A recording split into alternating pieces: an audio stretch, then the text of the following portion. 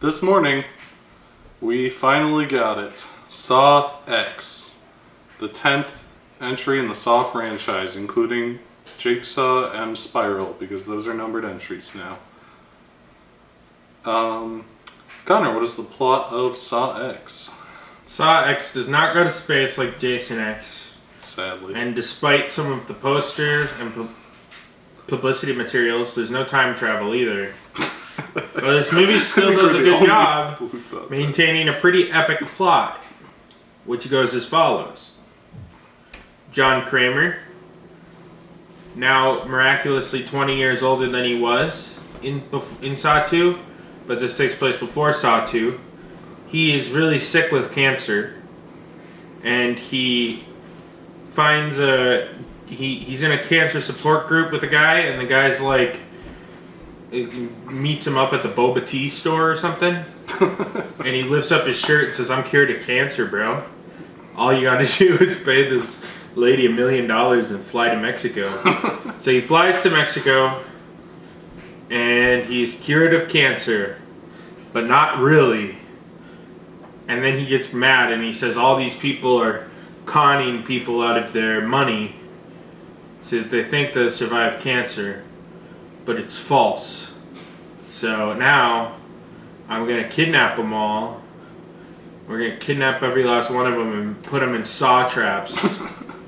And then Amanda shows up 20 years older than she would have logically been between Saw 1 and 2. But she's there, looking not exactly a spring chicken anymore, as Aiden put it. She's like 45, 50. Which, you know, is fine, but she's like... She's supposed to be like 22. She's supposed to be like younger than me, and she doesn't look younger than me. But she's there, yeah. And she's like, "John Kramer, we gotta do the jigsaws." And then your Saw stuff happens. Your average Saw, you know, people do challenges. Some of them are some close calls, and they still got yeeted, you know. John wasn't fucking around with the time limit to the game. He's like, well, if you're not strong enough, it's like, well, they did the challenge. They just couldn't do it in time. And then, those are some strict time and then the limits. evilest lady of them all. I'm just gonna spoil it because whatever. Who cares? There's kind of a twist in this movie. It's a stupid ass twist. It's the worst twist in the best way possible because it's also great. Incredible. But it's incredible. This guy shows up, and it turns out to be the lover of the evil lady, and he holds John hostage, and then the little boy Carlito from the start of the movie, who I didn't mention because he's really not that important. John just fixes his bike at the start of the movie. Because John's the protagonist of this movie. He's a good guy, bro. He's the hero. He's the hero. It follows John. It's bizarre. Anyways, we'll get into that more. But little Carlito shows up, and then John waterboards himself and Carlito with oil or blood or something. I don't know what it is. Some sort of dark goo. And he's like, this is the evilest saw trap of them all. No, don't do it to me.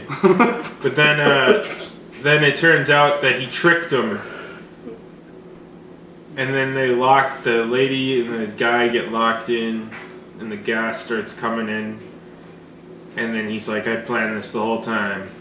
Even though he already had both of them hostage earlier, he did a whole bunch of extra shit, waterboarded himself and a child for no good reason. He pretends that they one-up him, and then he's like, oh no, you one-upped me.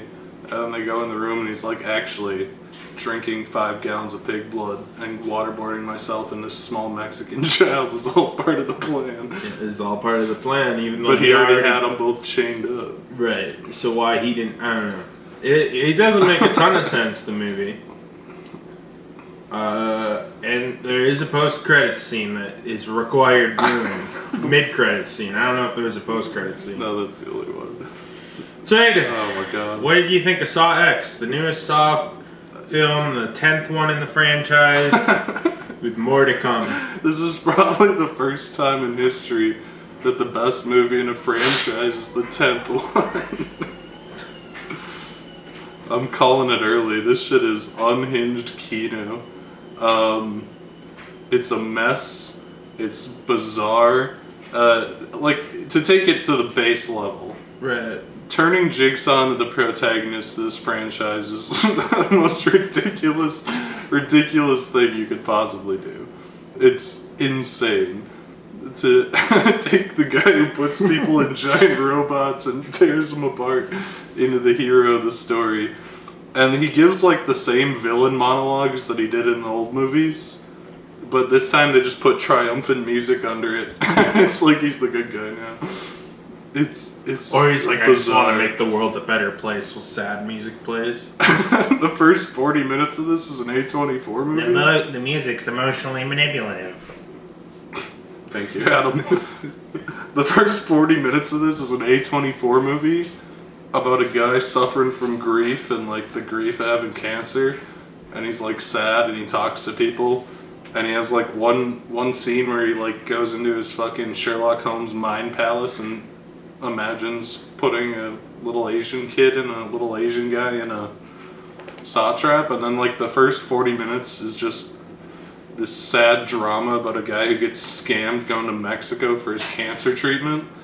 And the movie goes balls to the wall and just, like, it'll flip-flop between this slow melodrama and then it'll cut to a saw trap and it'll just be like back to 2004, time portal to 2004, schizo editing, death metal overhead. It's like jumping all over the place, the screen's shaking, and it's just so jarring and weird and perfectly Saw and perfectly 2004. The traps are all out this time, even compared to all the other ones. This one is very disgusting and gory, and unlike Jigsaw, which felt really clean and soft and had lots of CGI blood, they're just spraying fucking prop blood everywhere. They're flinging around people's intestines to make a rope, and it's brutal and disgusting, and at times a little hard to watch, and it's brilliantly Saw. It's got all the fucking like bizarre, corny lines coming back. Not just the Jigsaw speeches, but in the post-credits scene. The post-credits scene, I was basically weeping in the theater watching when when he says that's epic bad luck. It's ridiculous. It feels like the 2005 Saw movie that didn't exist and could have perfectly slotted into the canon outside of the fact that the first 40 minutes of this is a weird A24 movie. And the fact that all the characters are like 20 fucking years older than they're supposed to be. That too. Yeah, the final twist is so baffling that it's unimaginable, but also that's what makes it funny. Like, Jigsaw convinced this little kid to come get put in the pig blood trap with him. It's just, I don't know why he did it. He had them both chained up. He could have just put them in traps, but he's like, no, it has to be this way. So he built a fake trap that's not as dangerous as the other traps, and got them to put him and Carlito in it, and then made him and Carlito drink a bunch of pig's blood so that they could go out and the villains think they won, and then they walk into a room and it fills with gas.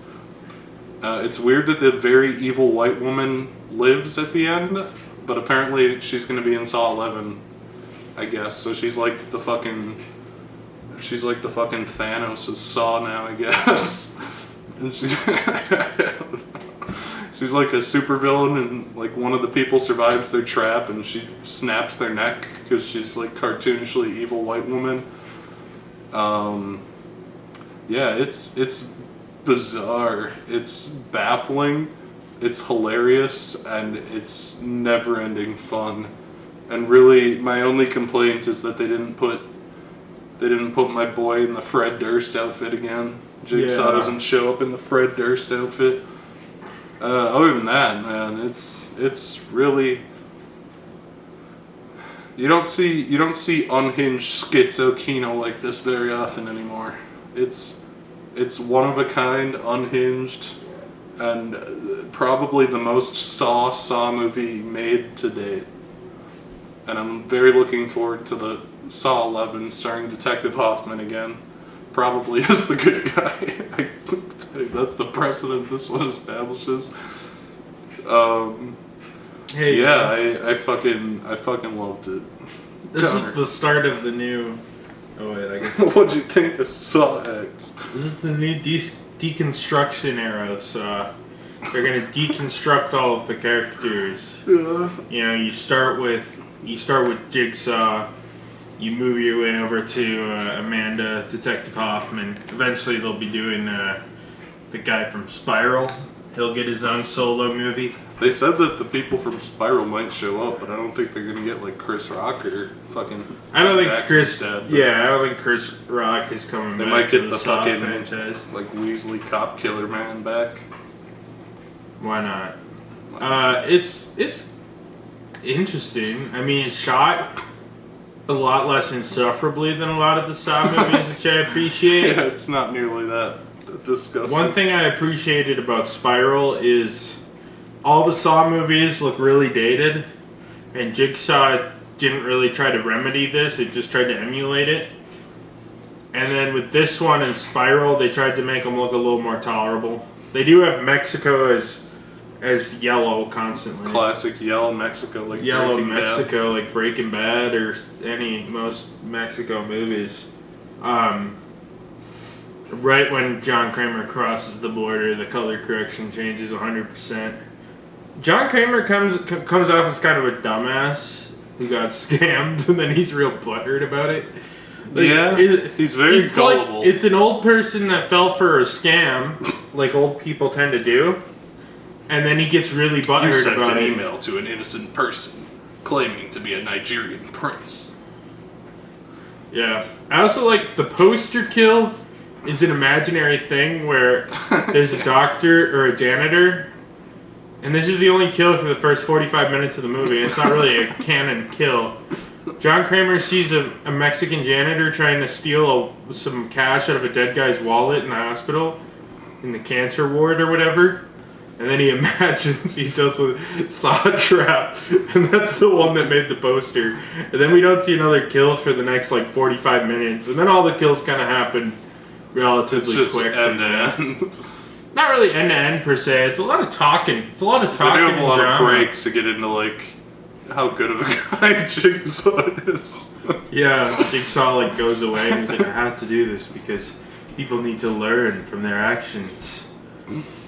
And like some of it's ridiculous. It's like insane. the lady was willing to chop her leg off, but then he's like, you have to. Also You have suck out like 15 liters of bone You have marrow. to suck out 15 liters of bone marrow to survive. Then she gets to like 14.7. He's like, she wasn't strong enough. It's not like she hesitated or stopped. She was just too slow, bro. So Jigsaw ended her life. And then later on, when the lady who passed the test gets killed by a maniacally evil lady, he's like, dude, that's fucked up. I'd never kill anybody. I designed my games to be life changing and totally. And most people fail them, but Most people fail them, but that's because they're not strong enough or they're too slow for the arbitrary time limit. Like, why? If Jigsaw wanted to do it, like, you think John Kramer could just like give them 5 minutes before the thing like cuts their head off, you know, like a more reasonable time frame, or like 10. Like, the result's still the same. They gotta cut their leg off or they die. But he's giving them some stingy time limits in this movie. But I mean, we want to see the bitches That's our get hero. cut off, you know. that's our hero. But then, consequently, like on the side, John Kramer is like this tortured hero who doesn't want to see like children die, and he wants like I don't know. He's I a don't tortured understand hero it. who decapitates a woman with the John fucking Kramer rope is 'cause also she didn't a cut her rich- leg off fast enough. John Kramer is also a rich genius, but he's so stupid he falls for an old person phone scam. It's pretty funny. I mean, Yeah, it's the movie has a lot of stupid shit, like when the couple are both captured and yet he lets them get free so that he can waterboard himself and a child with pig blood so that he can capture him in a different trap because his plan was to make a decoy trap, and him and Amanda and the little boy would be captured. The way they put him in the so trap. Stupid. They rode it up to here, and then they couldn't figure out how to get him free. And, like, they couldn't figure out how to write themselves out of this without 80-year-old Tobin Bell having to fight his way out. So they just said, "Here's the twist, bro." The other thing is, the way that the people get him into the trap is because they hold a gun to him, but earlier in the movie we see in a flashback during this scene, he emptied the gun of bullets. Or he took the gunpowder out of the bullets. So he just willingly, he knew the gun was empty, and he was in no danger, and he was just willingly like, okay, little child, hop in the pig blood machine, start drinking, bro. He also acts it up so dramatically. He's like, "Don't pull the lever, boy. Otherwise you'll get waterboarded with pig blood." What even was that game? And I suppose it was a fake game he made so that he wouldn't die, you know? I know, but eventually... But I guess like eventually he would... But they had to fake him out? If you had two people, then one of them would kill the other by making them drink all the pig blood, I guess? What happens if... He had to have known that they wouldn't see to his death and completion. You know what I'm saying? So they had to run upstairs and get the money. Not only did they How many gallons of pig blood? Like, what would have happened if the pig blood ran out and him and the little boy were alive or dead or whatever happens? Then they would have gotten... Or if they were alive, then he's like, I also like I'm trapped in here. Why don't you maybe go upstairs and check out what's up with the money? You know, how does he get out of that? If the pig blood runs out and he's still alive, they're trapped in there because they locked themselves in. He assumed that they wouldn't just come in with a gun and shoot him for some reason. But then also he assumed that they would find the little boy, put him in the trap. No, the little boy was told by Jigsaw beforehand to start kicking a soccer ball against the wall. But instead of putting Amanda in, they decided to put the little boy in because they're cartoonishly evil, and he inferred this somehow. And then he inferred that they would leave to get the money and just leave Amanda standing around. Maybe the little boy did Amanda from have the house orders not to attack them when they walked here's away? what I'm thinking actually happened. I think the little boy, coincidentally, I think the idea was him and Amanda were going to get trapped and drink pig blood. But the little boy from the house just happened to want to play soccer at an abandoned warehouse after John fixed his bike at 6 in the morning. Why would he be there of all places? And nobody questioned that in the movie. I think John told him to go there. I think that was I know, but the lady's like, "Oh, it's little fucking Carlito or whatever." Yeah. No, she heard she the didn't soccer know that ball. It was Carlito? No, she heard the soccer ball and was like, "There's a little boy outside or something." There's something. So John tracked this little boy down. Oh yeah, because he was walking around. I remember. Also, I assumed they were going to do something. One of the guys at the start of the movie survives the trap, and Jigsaw like fixes him up. That's Carlito's brother, dude. Is it? I think so. Because during the twist, he's like, "People learn the hard way." And then, like, there's like a 1 second flash of the guy, and he's like telling him, he's like, "I need little Carlito to be waterboarded with pig's blood with me."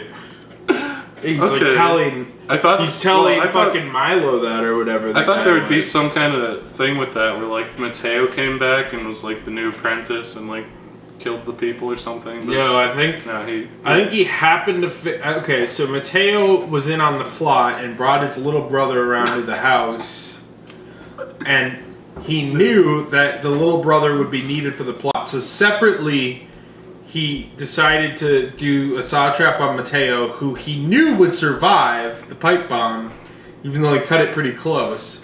That way he could tell him to tell Carlito to help him and get waterboarded by pig's blood after he captured them, and he knew that the others would die or something, and then he would reveal himself to be not in any danger, and then he'd get free, but they're trapped in there, and somehow... And the lady generally... It's kind of fucked up and weird. Doesn't make sense. The movie's fucking makes no sense.